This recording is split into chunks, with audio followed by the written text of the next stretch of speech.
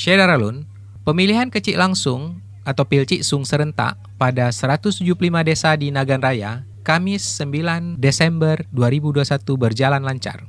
Pilciksung diikuti 491 calon itu turut dipantau Kemendagri melalui live streaming, terutama dalam penerapan protokol kesehatan.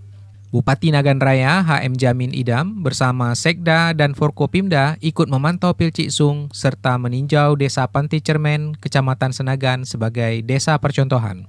Bupati meminta calon kecil yang menang dan kalah tetap harus menerima hasil serta didukung dalam memajukan desa masing-masing. Jamin mengakui Pilciksung pada 175 desa di Nagan Raya berjalan lancar dan aman.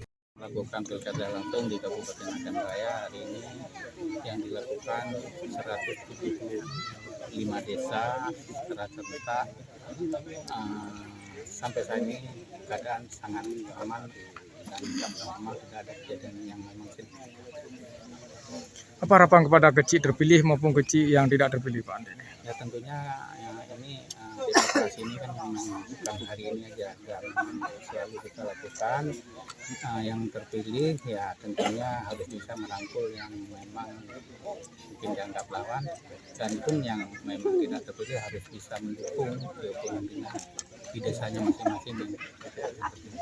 Apa harapan Bapak sedikit lagi, Pak, untuk pelaksanaan hari ini, Pak?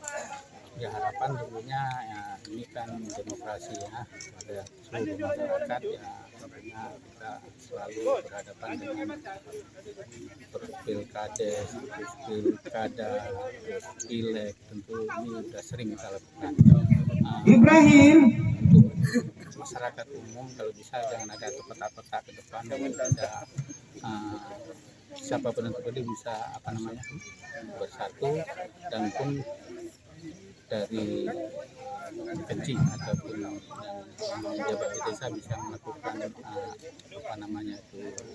merangkul ya, tentu pembangunan dengan harus lebih bagus lagi.